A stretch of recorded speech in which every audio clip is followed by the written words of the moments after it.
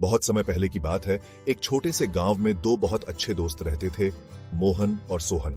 दोनों का रिश्ता ऐसा था कि गांव में उनकी दोस्ती की मिसाल दी जाती थी। वे बचपन से ही साथ खेलते, साथ पढ़ते और हर काम में एक दूसरे का साथ देते थे। एक दिन गांव में एक बड़ा मेला लगा। मोहन और सोहन ने तय किया कि वे भी मेले में जाएंगे और खूब मजे करेंगे। दोनों ने अपने अपने घर से थोड़े थोड़े पैसे इकट्ठे किए और मेले की ओर चल पड़े।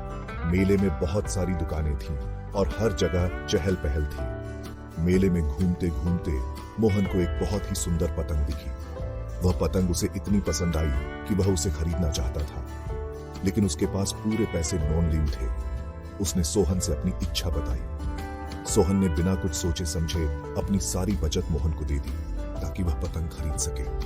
मोहन बहुत खुश हुआ और उसने सोहन को धन्यवाद दिया। दोनों ने मिलकर पतंग उड़ाई और खूब मजे किए, लेकिन अचानक एक तेज हवा का झोंका आया और पतंग एक ऊंचे पेड़ में फंस गई। मोहन बहुत उदास हो गया। सोहन ने मोहन का हाथ पकड़ा और कहा, कोई बात नॉनलिन दोस्त, हम फिर से कोशिश करेंगे। उस दिन के बाद से मोहन और सोहन ने हर दिन मिलकर पतंग उड़ाई।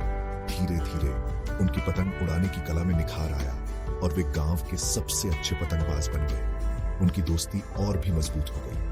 इस कहानी से यह सीखने को मिलता है कि सच्चे दोस्त वही होते हैं जो मुश्किल समय में भी एक दूसरे का साथ नॉन लेम छोड़ते हैं। मोहन और सोहन की दोस्ती ने यह साबित कर दिया कि सच्ची दोस्ती में कोई स्वार्थ नॉन लाइन होता, केवल प्यार और विश्वास होता है।